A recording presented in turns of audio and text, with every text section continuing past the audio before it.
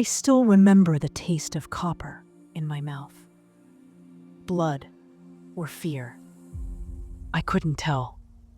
The moment I realized my father was not the man I thought he was. I was 12. It was raining outside, and the leaky roof tapped out a Morse code of doom. That night, something shattered. Not glass, me. He looked me dead in the eye and said, "That woman on TV, she's not your mother." I laughed. Then I saw his hands trembling, and I knew. He wasn't lying. He was unraveling. My father was a chronic liar. He lied about burnt dinners, about where we lived before the war, and especially about Elena. Every birthday, he'd burn my roses in the fireplace. Ritual, he'd say. Tradition. I once believed it was grief. Now I understood. It was a desperate, burning guilt. He wore a blue pendant around his neck, always hidden under his shirt. I never saw him take it off. The day I did, when I found it left on his nightstand, he nearly hit me. His eyes held a terror I'd never seen. Why did he keep a locked drawer labeled 1976 don't open? Why did he flinch every time he saw a military dog tag? And why the hell did he whisper in Serbian in his sleep when we weren't Serbian? "Tell your daughter to stop digging or she'll end up like Elena. Third bridge, same method." That's what the voice on the phone said. I wasn't supposed to hear it. "You said it was over. You promised she'd be safe if I gave you the list." My father's voice was shaking. Not scared, cornered, desperate. "You gave us names, not the truth about all of them. If she keeps going, we go full cleanup. Your choice." Ivan. Ivan. The name echoed in the silence, after the click. He didn't know I was listening from the hallway, barefoot, holding the pendant he thought was still on his nightstand. The pendant was cold, unnervingly so. I didn't find letters. I didn't find love notes. I found something that rewrote my entire existence. Behind his wedding photo, taped to the back of the frame, was a blood-stained badge. The symbol on it? I'd last seen it scorched into a wall of a blown-out orphanage in eastern Ukraine. A news report that had haunted my nightmares. And next to it, a passport. My father's photo. But the name? Ivan Durek. Nationality Czech. Profession, security clearance level 5. I threw up in the sink. The taste of copper returning, fierce and undeniable. I'd hated his lies for so long. Hated how they corroded my childhood.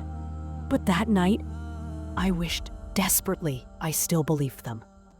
Because the truth, it was a predatory beast, and it was coming for us. The room felt colder. The walls, closer. The pendant in my hand suddenly vibrated. Once, a long, low pulse. Then again, sharper. I checked the drawer he always kept locked. It was ajar. Empty. The shadows weren't just closing in. They were breathing down my neck. The days that followed were a twisted maze. He wouldn't speak. Shrinking into himself. The weight of secrets, a physical burden. The pendant, now mine, pulsed erratically, a frantic heartbeat against my skin. One rainy evening, I found him in the dark, his fingers tracing the rim of an empty glass. "Why, Dad?" I whispered, the pendant hot in my hand. "Ivan, why the lies? Elena, was she the price for this safety?" At Elena's name, his composure shattered. They made me choose, he choked out, words torn from him. The list, it was supposed to buy your life, your peace. But some debts, they follow you. Elena knew too much about what I was, what I did for them. He looked at me, eyes filled with a lifetime of regret. They never really let you go. Under a false drawer bottom, coated in dried glue and flecks of what I now knew was old blood, I uncovered a folded map. It marked places where people had vanished. Next to a river bend was her name, Elena, scrawled in uneven letters, with 3 tally marks. The pendant pulsed 3 times, slow and deliberate, like a funeral drum. At 3 a.m., my phone buzzed. A grainy photo. Me, asleep. Below it, Ivan's debt isn't paid. Elena's bridge is waiting. Stop, or we collect. My breath caught. This wasn't a warning.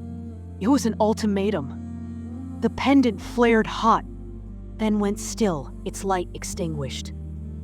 The countdown was over.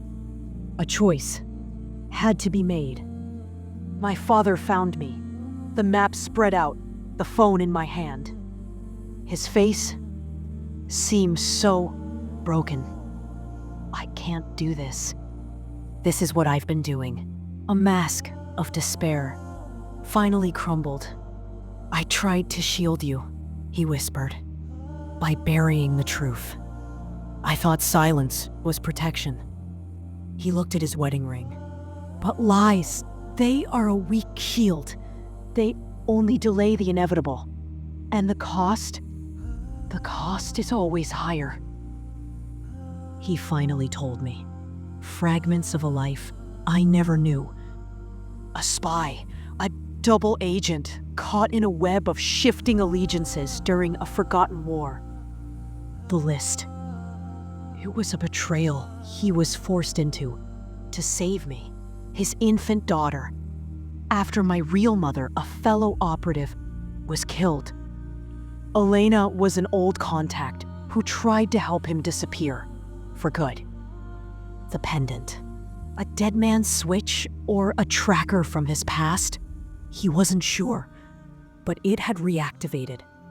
As the full, horrifying truth settled, a strange clarity emerged from the chaos. My father's silence wasn't malice.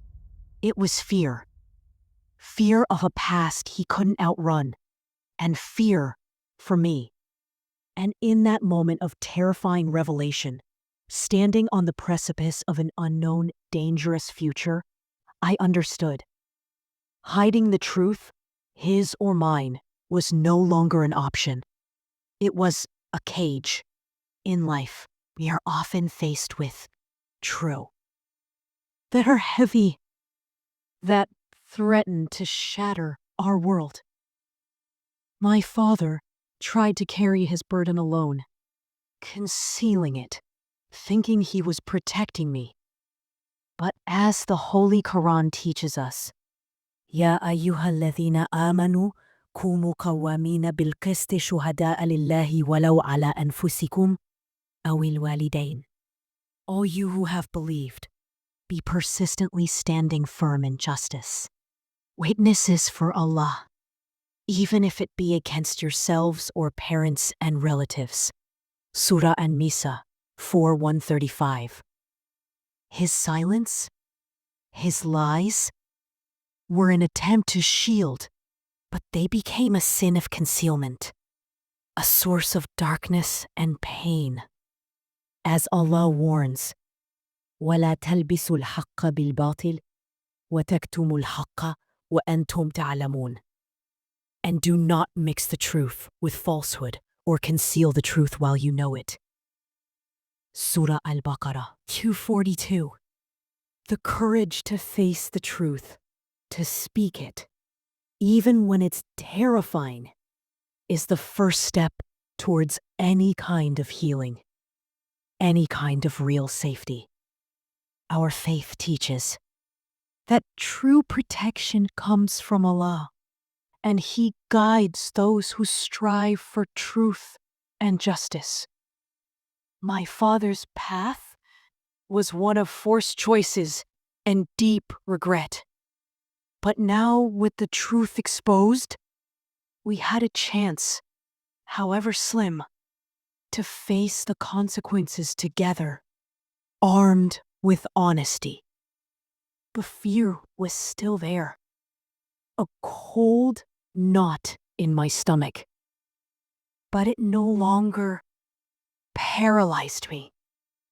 So here's what I want you to take away from this shattered family's story. Don't let fear chain your tongue or lead you to conceal what is right.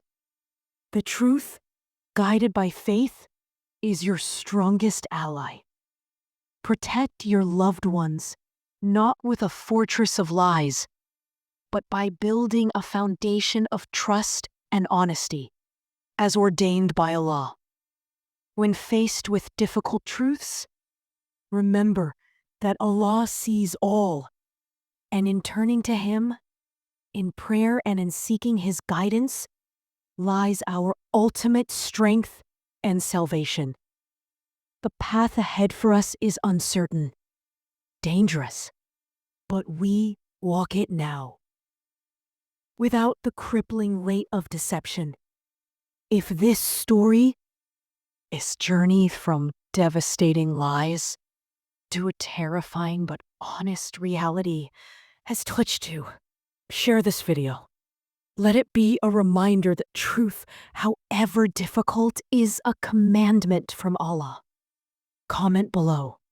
Have you ever faced a situation where hiding the truth seemed easier? What did you learn? And subscribe for more stories that delve into the complexities of life, faith, and the human heart. Because in the end, the only way out of darkness is through the light of truth. A light guided by Allah's mercy, fueled by courage, and sustained by unwavering faith. May Allah grant us all the strength to be truthful, to uphold justice, and to find peace in His guidance. Ameen. Subscribe now. The journey continues.